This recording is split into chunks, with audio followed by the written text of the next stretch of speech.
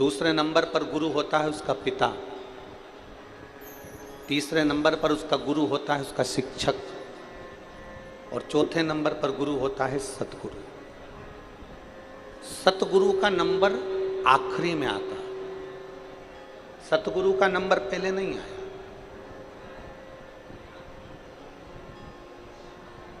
जिस गुरु से आप गुरु मंत्र लेते हो उस गुरु का नंबर चौथे नंबर पर है, आखिरी, उसका पहला नंबर नहीं। सबसे पहला नंबर अगर किसी गुरु का आता है तो वो हमारी माँ का आता है, माता का आता है। पहला गुरु कौन है? जम के बोलो, माँ। दूसरा गुरु कौन है? आवाज नहीं आ रही, जम के बोलो, पिता। तीसरा गुरु कौन है?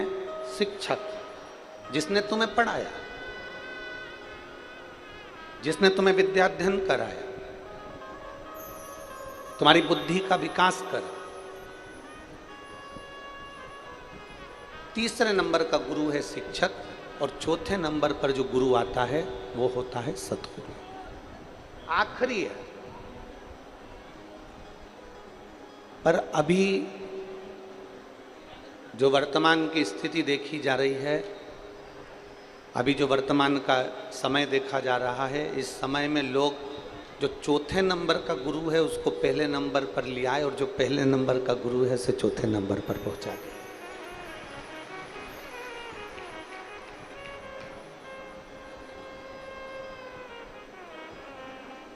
पर यह श्रेष्ठता नहीं है, इसको श्रेष्ठता नहीं है।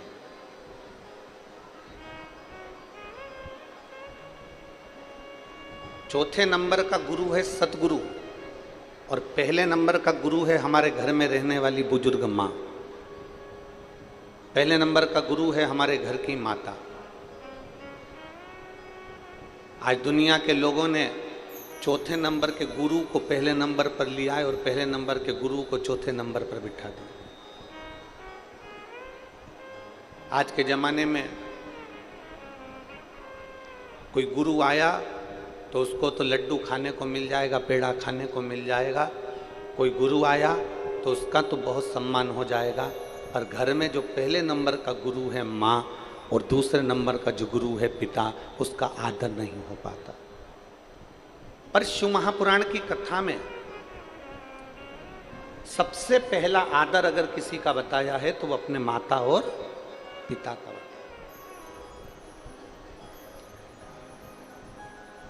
श्री गणेश जी महाराज ने और श्री षडानंद कार्तिकेय जी ने अपने माता पिता के कहने पर पृथ्वी की परिक्रमा करना प्रारंभ किया।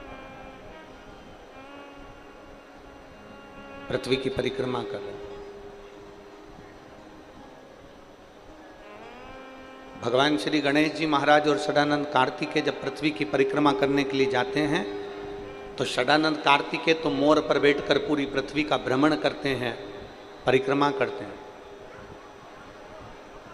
षडानंद कार्तिकेय तो पृथ्वी की परिक्रमा करने के लिए मोर पर बैठकर जाते हैं, और श्री गणेश जी महाराज मूसक पर बैठकर, चूहे पर बैठकर अपने माता पिता की परिक्रमा कर लेते हैं, अपने माता पिता की परिक्रमा कर रहे हैं।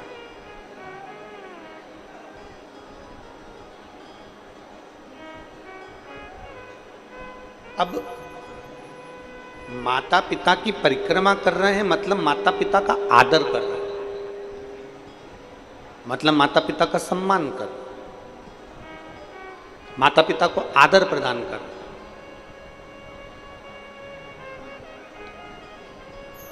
कार्तिकेय जी मोर पर बैठ कर गए, पूरे पृथ्वी की परिक्रमा कर कर आए, और गणेश जी महाराज ने अपनी बुद्धि का परिचय दिया और अपने माता पिता की परिक्रमा कर। परिक्रमा जैसे ही पूरी हुई, षडानंद कार्तिकेय जी तो अभी पहुंचे ही नहीं थे,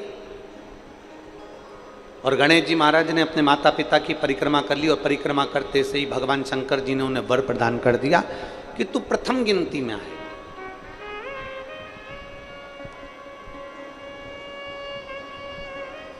सारे देवताओं में तो प्रथम पूजा जाएगा, तेरी गणना प्रथम गिनती में करी जाए, तुझे प्रथम गिनती में गिना जाएगा, सब दूर तेरी प्रथम गिनती में तुझे आदर दिया जाएगा, सम्मान दिया जाएगा, सत्कार दिया जाएगा, और तू गणों का अध्यक्ष हो गया और तेरा नाम गणेश हो गया। अब जैसे ही श्री गणेश जी महाराज को वर प्राप्त हुआ, इतनी देर में षडानंद कार्तिकेय जी का आगमन हुआ। और षडानंद कार्तिकेय जी का आगमन हुआ और षडानंद कार्तिकेय जी ने देखा कि मेरे भाई श्री गणेश जी महाराज को, जो मुझसे छोटा है, वो गणेश जी को प्रथम गिनती का वर दे दिया गया। प्रथम गिनती का वर उसको दे दिया गया। अब कार्तिकेय जी पृथ्वी की परिक्रमा कर कर जैसे ही आए, आते से ही अपनी मां के हृदय से लगकर रोने लगे। जरा शिव महापुराण का ये चरित्र अपनी जिंदगी में उतारिएगा।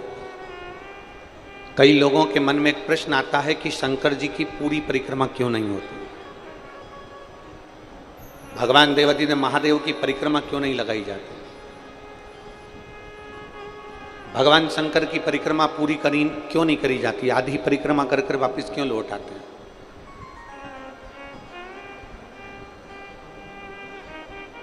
कारण क्या है? तो इसको समझना जरूरी है। षडानंद कार्तिकेय जी ने माता के हृदय से गले लगकर षडानंद कार्तिकेय जी रो पड़े। आंखों में से आंसू बह रहा, नैनों में से जल झलक रहा, तो रो रहे। मां ने पूछा, कार्तिकेय तू रो क्यों रहा है? तेरे रोने का कारण क्या है? तू रो क्यों रहा है? तेरी आंख में आंसू क्यों है? तेरे रोने का कारण क्या है? षडानंद कार्तिकेय जी ने कहा, माता पिता ने मुझसे कहा था कि पृथ्वी की परिक्रमा कर कर आओ, तो मैं पृथ्वी की परिक्रमा करने के लिए गया। माता पिता ने मुझसे कहा कि तुम पृथ्वी की परिक्रमा करने जाओ, तो मैं पृथ्वी की परिक्रमा करने गया। गणेश जी ने बुद्धि का परिचय दिया और आप दोनों को प्रसन्न कर कर, आप दोनों की परिक्रमा कर कर आपसे वर प्राप्त कर लिया। मां सत्य बताना। माता पिता ने ये नहीं कहा कि हमारी परिक्रमा करो, माता पिता ने तो पृथ्वी की परिक्रमा का कहा था, तो मैं पृथ्वी की परिक्रमा करने गया। गणेश जी महाराज ने पूरे ब्रह्मांड को अपने माता पिता में देखा। पूरे ब्रह्मांड को गणेश जी महाराज ने अपने माता पिता में देखा, इसलिए उन्होंने परिक्रमा कर ली। कार्तिकेय को रोता हुआ देखकर मां पार्वती जी के भी आंखों में जल झलक गए। षडानंद कार्तिकेय जी को रोता हुआ देखकर माता पार्वती जी की भी आंख में से आंसू बहने लगे। और मां जगत जननी जगदम्बा उठकर खड़ी हो गई। माता पार्वती जी उठकर खड़ी हो गई और पार्वती जी जैसे उठ के खड़ी हुई और खड़े होते से उन्होंने देवादिदेव महादेव से कहा कि आपका यह निर्णय श्रेष्ठ नहीं लगा। पीछे की आवाज खोलिए, उधर साइड के पीछे की।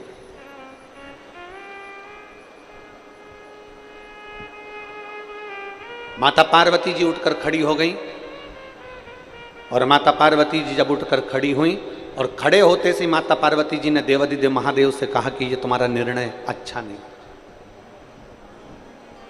आज पहली बार मां अंबा, मां जगदम्बा, मां दुर्गा भवानी, मां पार्वती जी ने पहली बार भगवान शंकर से कहा कि तुम्हारा निर्णय अच्छा नहीं। अभी तक माता ने कभी भगवान देवादिदेव महादेव से नहीं कहा कि तुम्हारा निर्णय अच्छा नहीं है, पर आज पहली बार माता पार्वती जी कह रही हैं शिव जी से, बाबा आपका ये निर्णय ठीक नहीं, आपका ये निर्णय श्रेष्ठ नहीं। भगवान देवादिदेव महादेव ने पूछा, क्यों पार्वती, क्या हो गया, हुआ क्या? पार्वती जी कहती हैं आपका निर्णय इसलिए ठीक नहीं है क्योंकि एक बेटे को तो आपने प्रथम गिनती में आने का वर दे दिया और दूसरे बेटे को कुछ नहीं मिला, इसलिए मुझे ये निर्णय ठीक नहीं।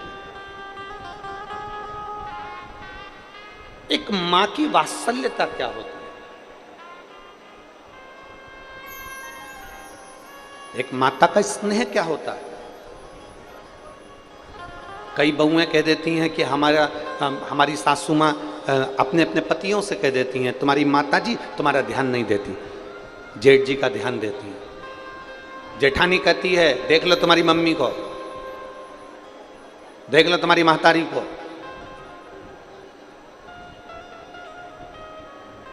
तुम्हारी मां तुम्हारे छोटे भाई का ध्यान देती है।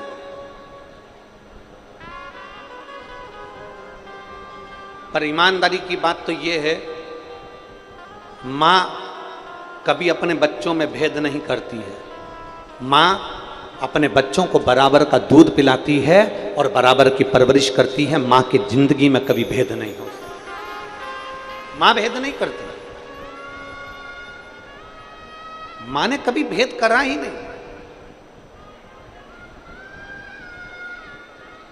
ये कथा शिव महापुराण की जो कथा कह रही है, पार्वती जी की आंखों में जल भर गया, माता पार्वती जी रो रही हैं, माता पार्वती के नैनों में अश्रु भरा गए, माता पार्वती जी की आंखों में से जल झलक रहा है और देवादिदेव महादेव से कहती हैं, पार्वती जी आज आपका ये निर्णय मुझे स्वीकार नहीं है, आज आपका निर्णय अच्छा नहीं है, आपने जो निर्णय लिया ये मुझे ठीक नहीं लगा।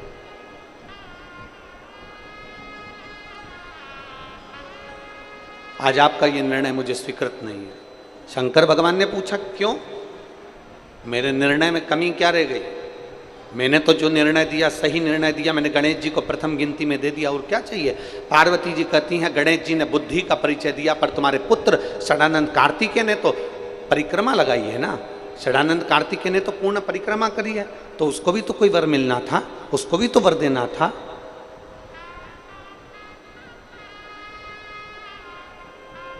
जब कोई वर षडानंद कार्तिकेय जी के सम्मुख में नहीं आया, तब माता पार्वती जी ने शंकर भगवान से वचन मांग लिया, और पार्वती जी ने शिव जी से वचन मांगा कि आप मुझे वचन दो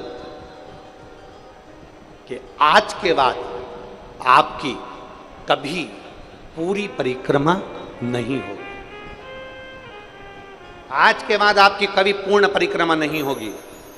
गणेश जी की पूरी परिक्रमा हो जाती है, देवी जी की पूरी परिक्रमा हो जाती है, सारे देवताओं की, राम हो कृष्ण हो, सारे देवताओं की पूर्ण परिक्रमा हो जाती है, पर शंकर भगवान की पूर्ण परिक्रमा नहीं होती, क्योंकि उन्होंने माता पार्वती जी को कार्तिकेय, षडानंद कार्तिकेय के मुख को देखते हुए वचन दिया।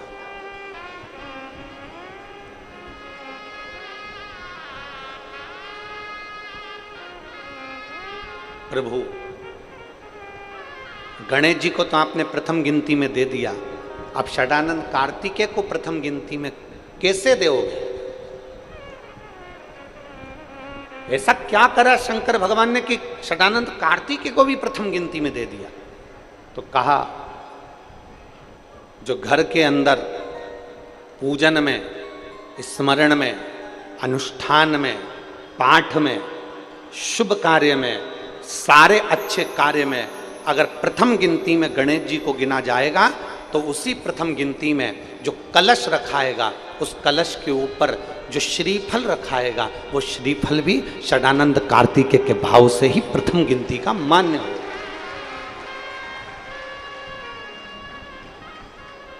अब पूजन वाली जगह पर गणेश जी का स्थान होता है, पूजन वाली जगह पर पार्वती जी का स्थान होता है, पूजन वाली जगह पर महागौरी का स्थान होता है, पूजन वाली जगह पर सारे देवताओं का स्थान होता है। लोग कहते हैं शंकर जी के बड़े पुत्र कार्तिकेय का स्थान कहाँ पर है? तो शिव महापुराण की कथा कहती है, जब हम कलश को भर कर रखते हैं और उसके ऊपर आम के पत्ते या कोई पान के पत्ते या श्रीफल को जब रखते हैं, तो जो श्रीफल कलश के ऊपर रखाया जाता है, वो श्री षडानंद कार्तिकेय का स्थान निश्चित कर देता है। षडानंद कार्तिकेय का स्थान निश्चित कर देता है।